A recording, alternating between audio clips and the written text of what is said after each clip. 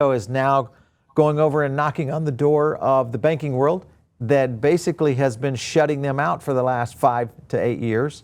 And they're actually coming in and saying, hey, yeah, maybe it's time for us to go in and get a bank charter. You've got Circle, BitGo, as well as others going into this.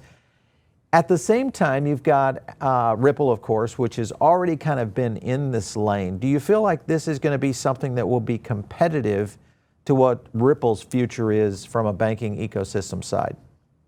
Yeah, I actually think it's going to be pretty different. And I have a little bit of a unique insight here because personally, I've gotten to work with Anchorage Digital, who is the only federally chartered OCC bank at the moment.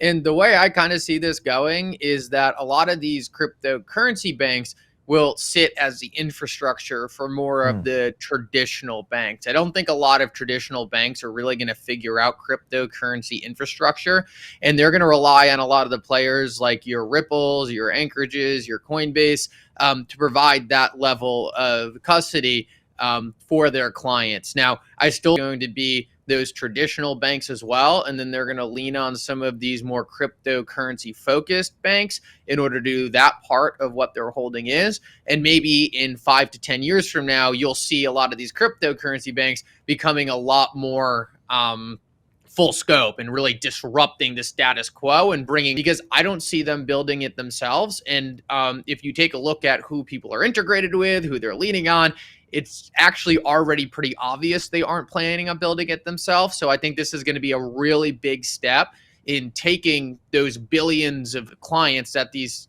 institutions already have, and rather than sending them off and saying, hey, we're not going to service this, you have to go use this other provider, being like, hey, we can now do this, whether or not that's them actually doing it or just have an API to kind of their back end to a cryptocurrency company who's better at it. That's where I think this is going towards pretty rapidly. Of Ripple's big strategy, right? Like if you want to get a billion users using blockchain technology, well, the vast majority of those billion users have no interest holding a wallet or doing all these other things, right? They just want the advantages of the technology. And if you're a bank, right, you probably don't want to be coaching all your clients through what a seed phrase and all that stuff.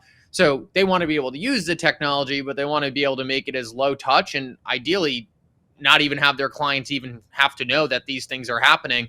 So I think a lot of that's going to happen at the higher level. I think that's where Hidden Road really comes in. And then they're able to go to their clients and offer these more efficient, better products for them that leverage the power of blockchain technology without the users really ever having to see a big difference there. So that's how I think Ripple's kind of always structured a lot of what they do. Even if you look at how they interact with a lot of their clients and on their marketing, their clients might be using XRP, but they don't bring it to the client saying, hey, you need to do this calculation, send over this much XRP, swap it. It's really always from Ripple's perspective, hey, you're going to be using the power of cryptocurrency. And if you don't want to know about how that's happening, you don't have to.